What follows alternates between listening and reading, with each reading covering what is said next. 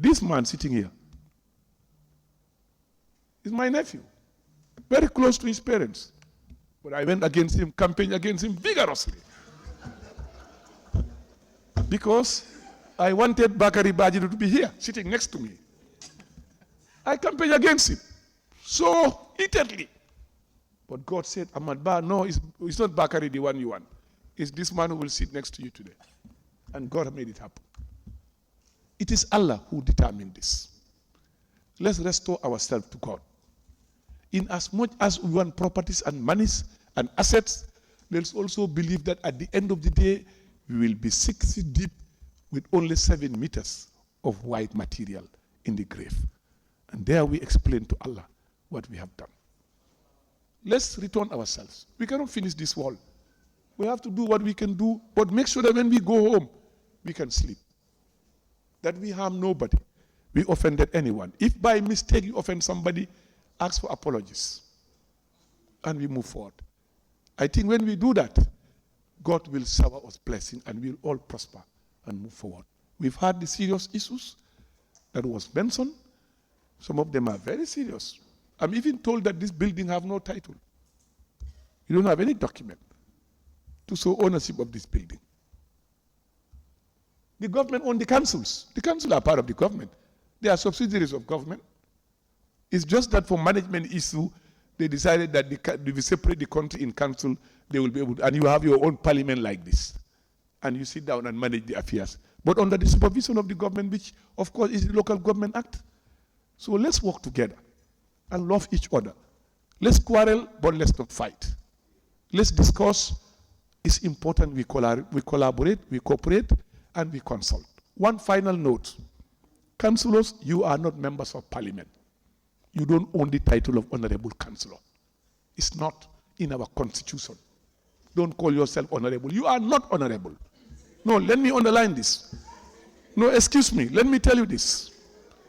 The word councillor is very important. You go to UK, you tell anybody you are councillor, you are honored. You are honored. You go to America, anyone you say I'm councillor, you are honored. Maintain your dignity with what you are elected. Don't go and brag yourself, honorable councillor. You are not honorable.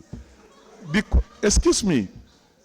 You see me attack when we are doing our meeting, they call somebody honorable when he's not. I will say, no, you are not.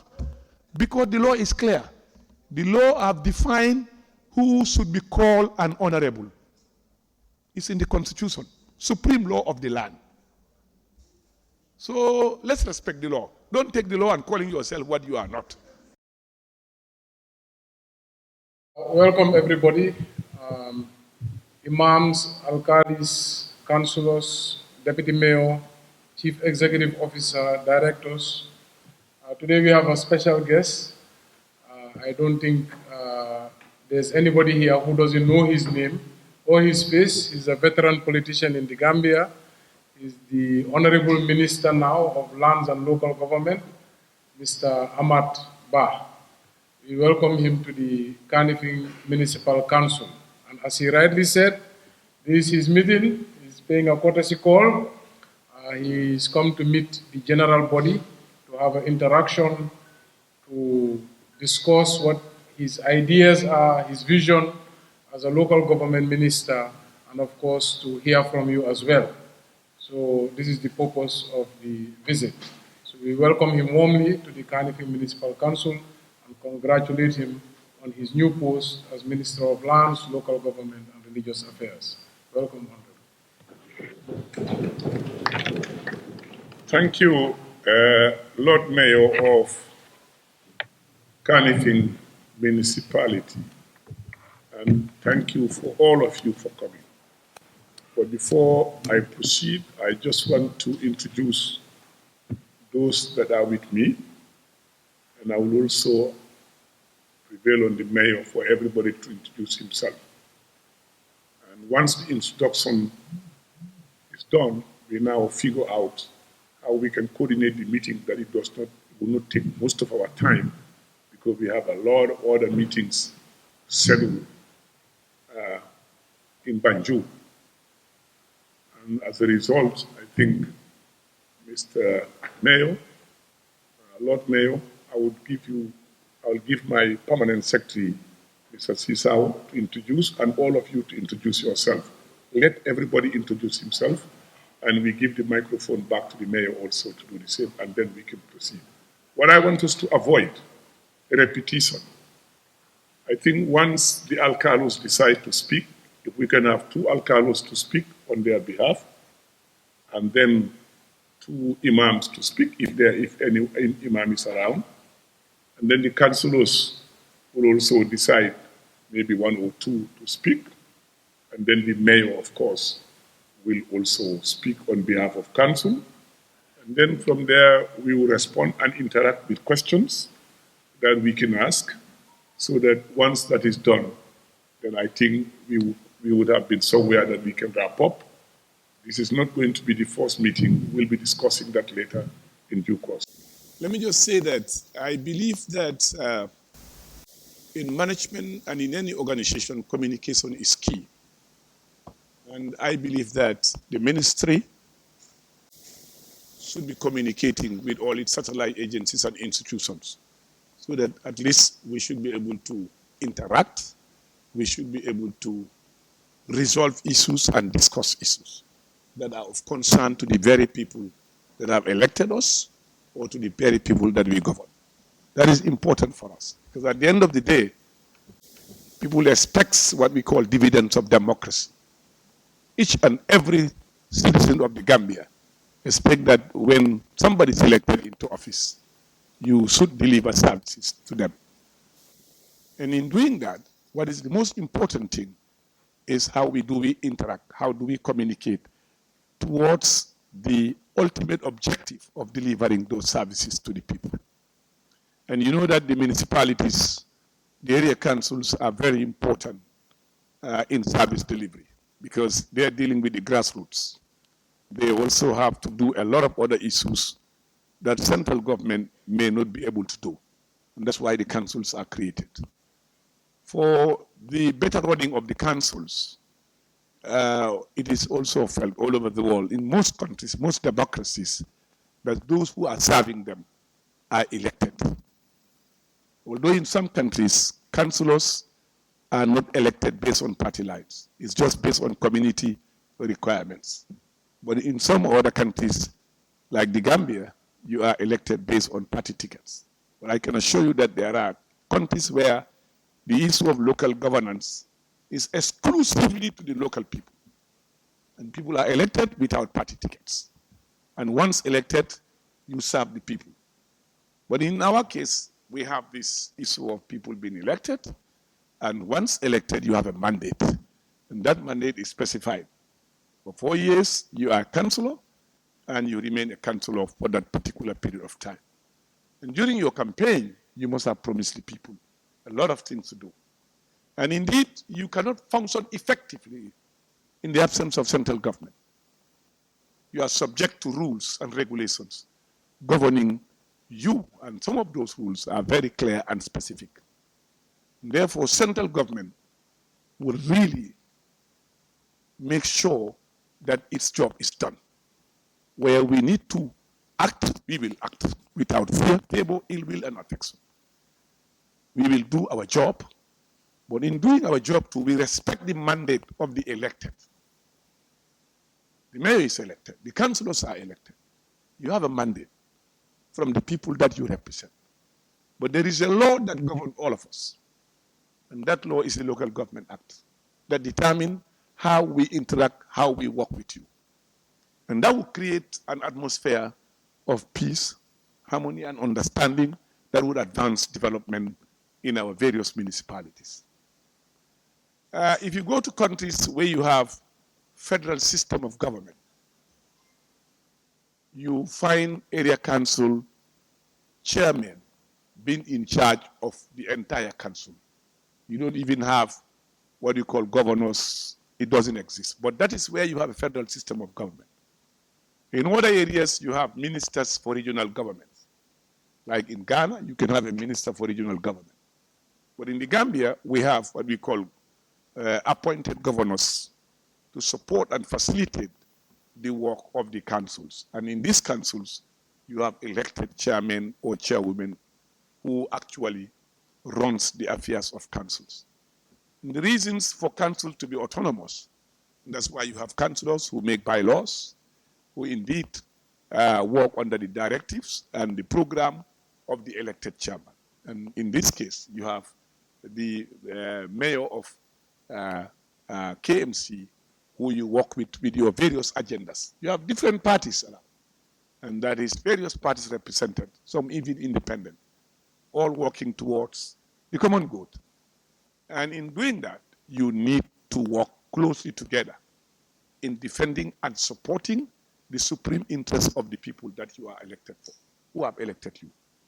And that's why I believe that we need to interact with all the councils, with all the councillors, with all the mayors, with all the chairpersons as a government to make sure that all of us, the mandate that we have is delivered.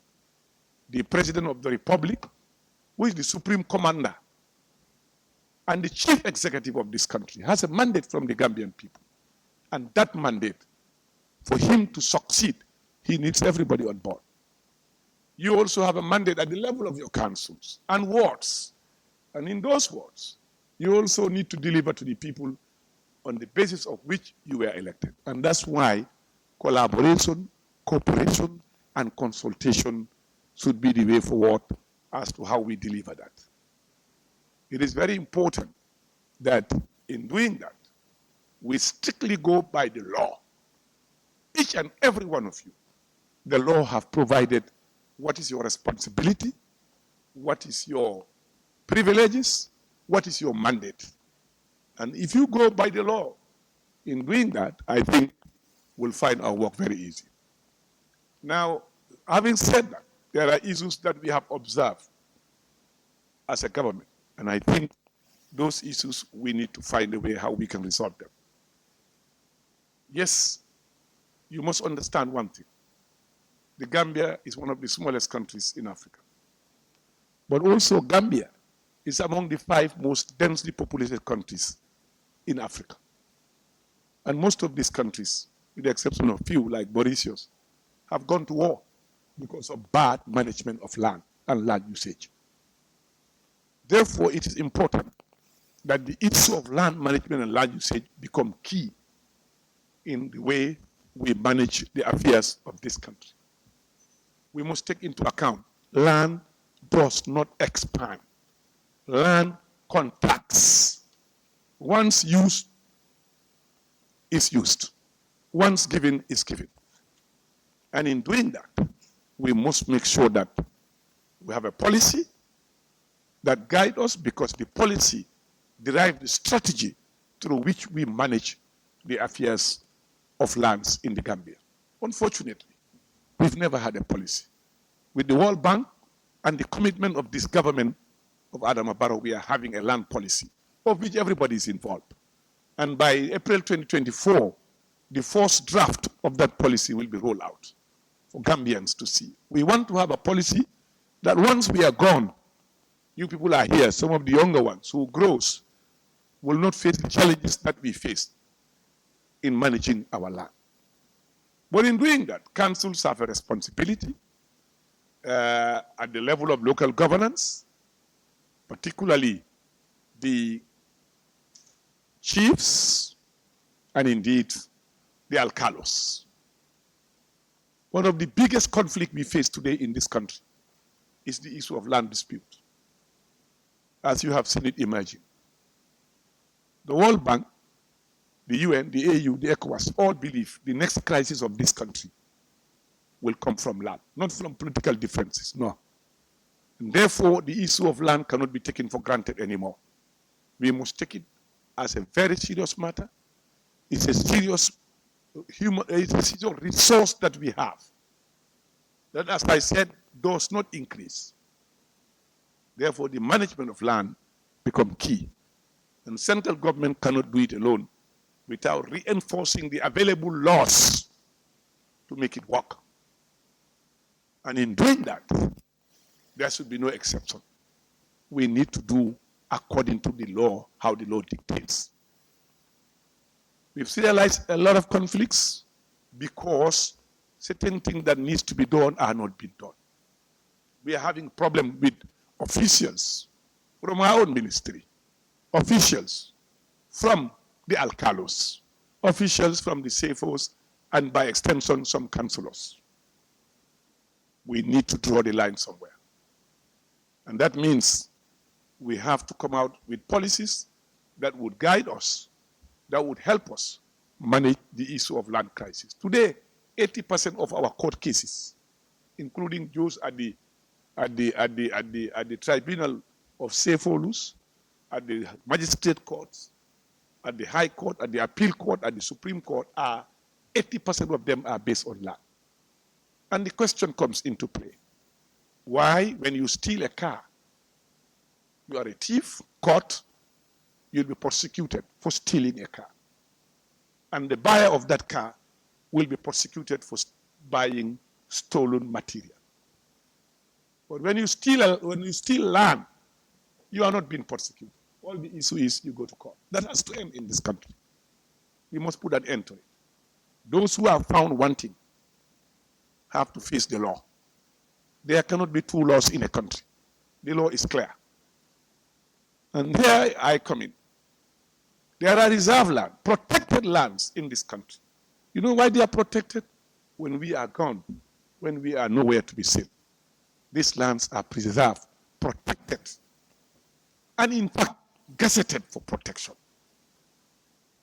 Nobody, including the president, have a right to give out those lands unless the legal process to undo that is followed. No one. So you cannot sit on a land that is protected by international convention, that is gazetted, and because you have a clearance from physical planning, or even from a minister or from an alcalo, and you claim ownership of that land. Be rest assured that you have broken the law. And it's clear. The minister is not supreme. Nobody is supreme in this country. It's a law that is supreme. And these are protected areas that need to be preserved. There is a reason why they are preserved. There is a reason why we make sure that they stay here. And again, we have a situation where people have a piece of land, that you have a legitimate document, that you own it, somebody comes and sells it. You find somebody working on your land. When you ask a question, you say, I'm giving a paper by the alcalde. Stamp. When you ask the alcalde, he will tell you, I'm not the one who did, my brother did it or my son without my consent. That has to stop. For us, the law is you are the alcalde. Whoever uses it, you pay a price for that. It will no longer be an excuse.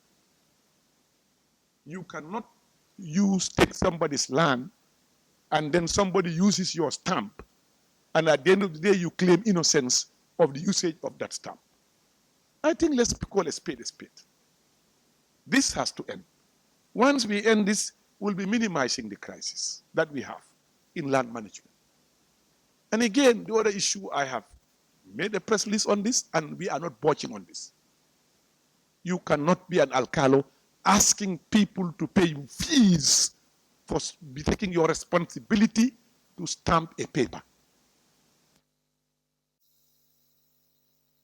And you want to subject those people to be paying you money because you are alcalde, and then you use your own law, putting levies on people.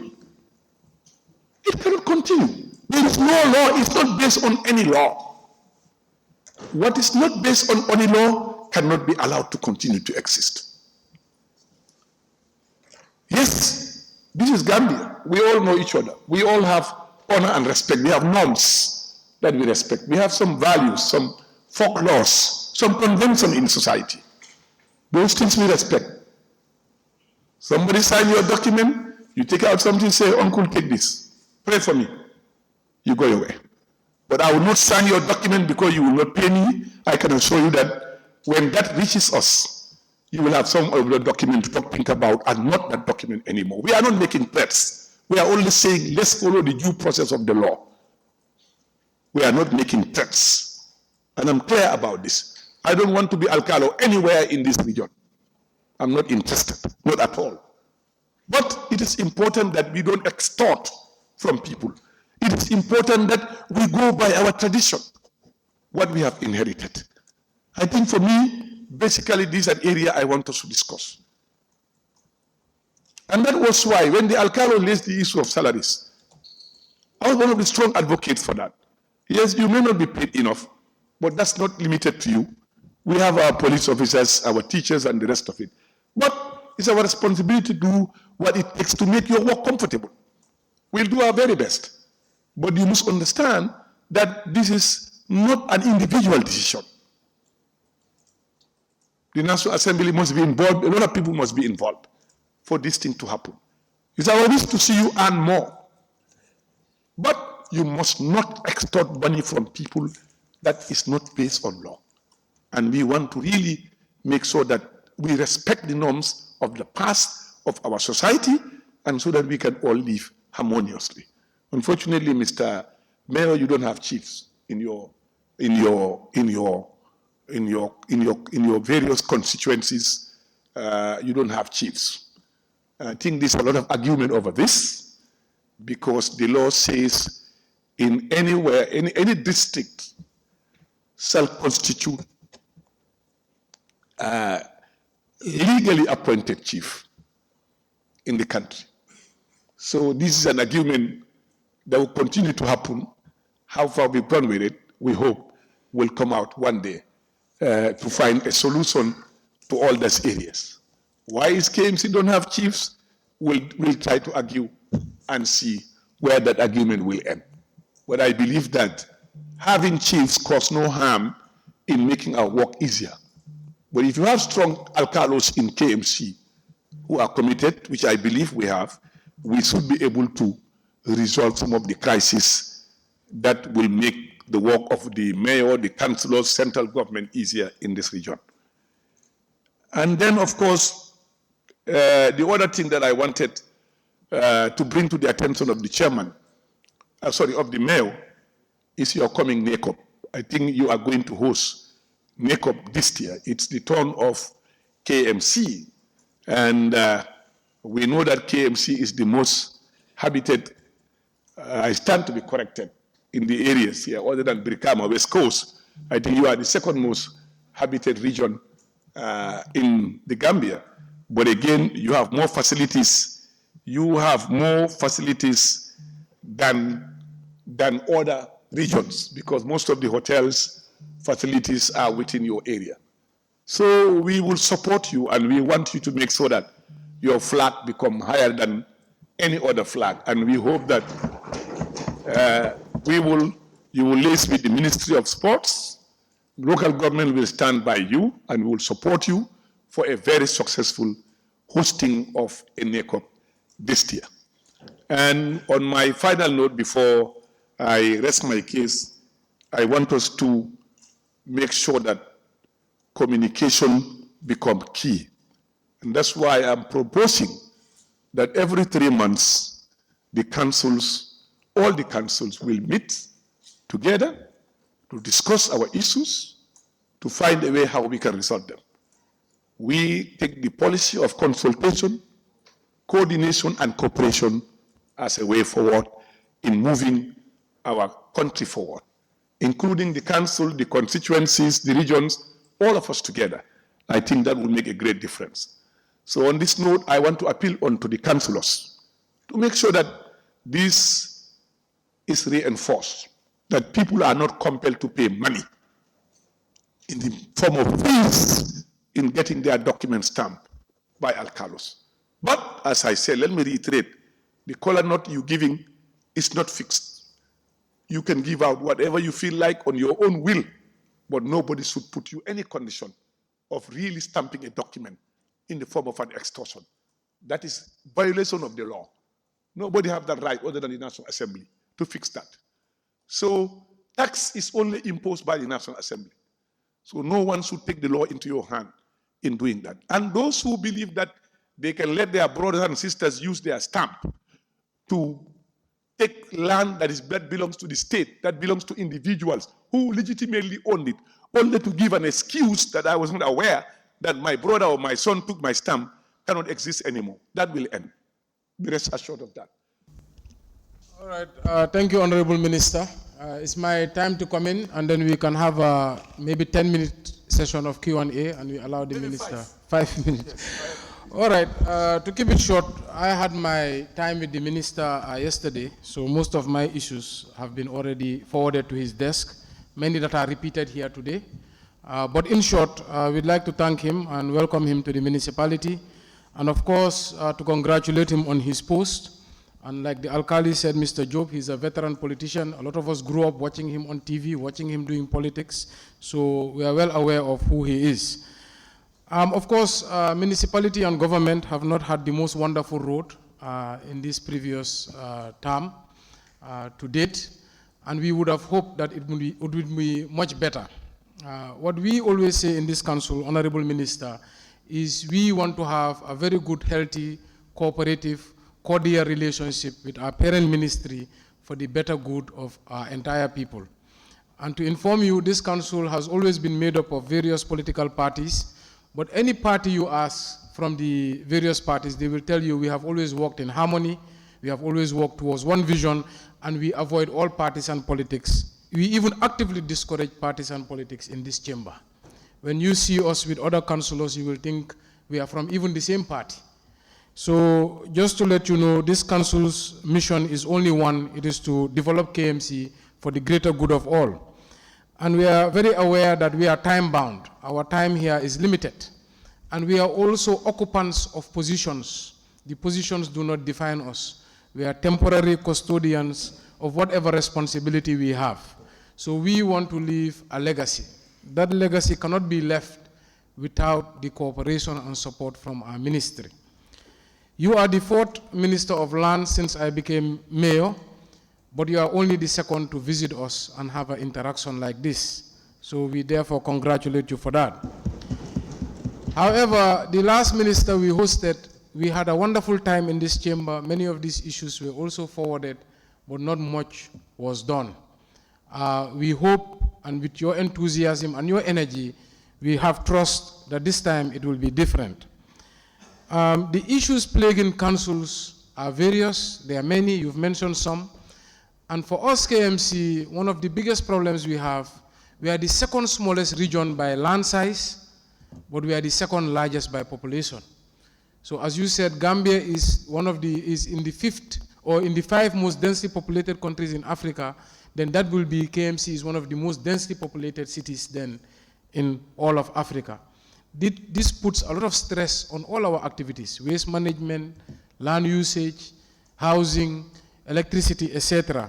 And council is the first point of call. Most of the time, 90% of the complaints, before they reach the central government, they come through the council first. And I believe that is the essence of councils. We are closest to the people. KMC has actually made an extraordinary effort. For the first time in council history, we have created an office for every councillor. In every ward you go, you will find a WDC, Ward Development Committee office, where the alkali partakes, where the councillor sits, and his Ward Development Committee members, all to make us better servants to our people. Now, I will like to go through point by point, but I think most of them have been said. The one issue which I would like to lament on is we have embarked on a road project to build in our municipality. It is very strenuous to do it, of course, without the cooperation of the National Road Authority. Recently, they have informed us that they are very busy to act as consultants for this project, which has disappointed the council after we have signed an MOU with them. But in our Local Government Act, there's a provision for a local road authority. So we would like to work with your office to establish this authority, not just for us, but for future councils to have the ability to create all the feeder roads. Because we know government is building highways and regional roads, but it is council's mandate to build the small community roads leading to people's houses. Another issue, of course, is we have built a radio station with the intention of broadcasting to our constituents council activities. And also this radio station is for public use. Even the ministry if they have programs, are more than welcome to use this radio. It is neither the ownership of the mayor or any councillor, it is ownership of the people. However, we have pursued a license for this radio station for the past 3 years with no success. They tell us there's an embargo, they tell us it's not possible. And right now, this is the radio station. We are broadcasting online, and we have been broadcasting online now for 3 good years. We would hope that your office could help us fast track and get this license so that it can be for use of all people who wish to use it. The other issue I wanted to discuss was our push and pull sometimes with different government agencies on revenues. At some point in time, we had an argument with NRA all the way to State House. I was present there, about billboards. Billboard fees were taken from councils, and their argument is that we should either pay for the street light and take the billboards, or we forfeit it. And I said, then let's forfeit it. Because if you look at billboards revenues, it's 5 million for KMC at the time, whereas the street light, we were paying over 100 million to NAWEC. And I told them these street lights cannot be imposed on council because there's a provision in the Local Government Act where a government initiates a project, they cannot pass the liability to the council without the consent of the council. And this is what happened in the former regime. So billboards are no longer with us. Car park fees the CEO spoke about. Livestock revenues are taken from the council. Now the latest assault we see is from the Gambia Tourism Board. Now they are creating 2 KMCs. KMC for the tourists and KMC for the people. Because now they say in the TDA, KMC is not allowed to collect license. And our argument is you can charge your own license, which is for tourism purpose, but our license is for municipal service. So if you say we should not collect this license, does that mean we will not extend services also to those areas? These push and pulls, some of them have even ended in the court of law. Because sometimes a taxpayer will say they will refuse to pay both agencies, and then this matter ended in court. Some cases even from the previous regime. As you know, we expect our parent government to support and help us grow, because the more we grow, the less responsibility for government. We hope one day, just like many local authorities around the world, we can partake in the provision of health services, we can partake in the responsibility of funding schools, we can partake in many social services. This is not possible today because of constraints in revenues. Now, where I will end is, this council respects the law, and we respect our ministry, and we always push to put partisan politics aside and work with the president, the ministers, and all the authorities in this country. But unfortunately, some ministers, or most of them, have not been engaging at all. And that's why this is very refreshing for us. Because you are not only engaging, but you are taking notes, you are pushing, and you are even asking for quarterly meetings. But if the ministry does not engage with its institutions, how can there be cordial relationship? How can there be communication? I have once said a lot of the problems that have ended up in court or ended up in media should have been solved behind closed doors. If the entire world could go to World War II, where 100 million people were killed, and those countries now are best of friends and creating alliances, then our little differences should not cause any harm for the country and its citizens. But where I will land is we are grateful for your visit. You are my longtime uncle, not just in politics, even outside politics. And we hope, Gambia is a small country. We are all one family. We may have different viewpoints, but at the end of the day, what we want is the development of our very own people. So we thank you for coming, and we hope for greener pastures when you leave, inshallah. Welcome to Properties Gambia Real Estate.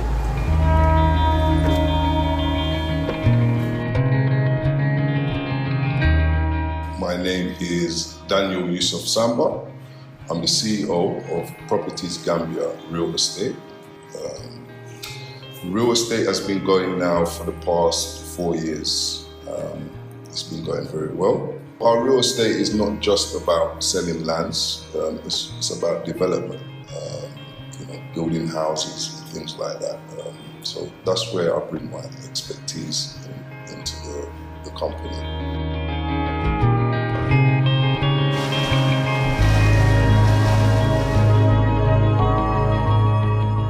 team, I could not do it without them.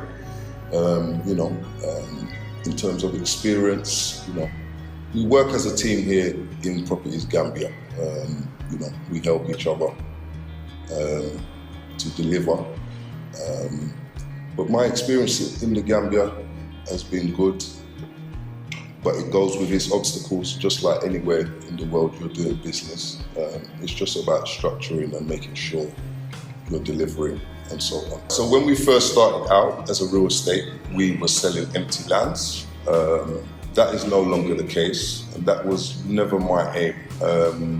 We sell lands, we do sell empty lands, but now we are moving forward in terms of development and construction. So we build houses. At present, we're building about 4 houses, bungalows, story buildings. So yeah, it varies. Any of the clients that have gone through Properties Gambia, we've always delivered, regardless, on time and paperwork and so on. So, our motto is, you are safe with us. And I'm not just saying that. I work tirelessly to make sure that we deliver. Yes, and there is a lot of real estates in the Gambia. Competition is there, but I think there's just very few that are actually, that can be trusted in the Gambia, unfortunately. But I can assure and detest that, we are definitely one of those that are coming through slowly but surely. With Properties Gambia Real Estate, you are safe with us.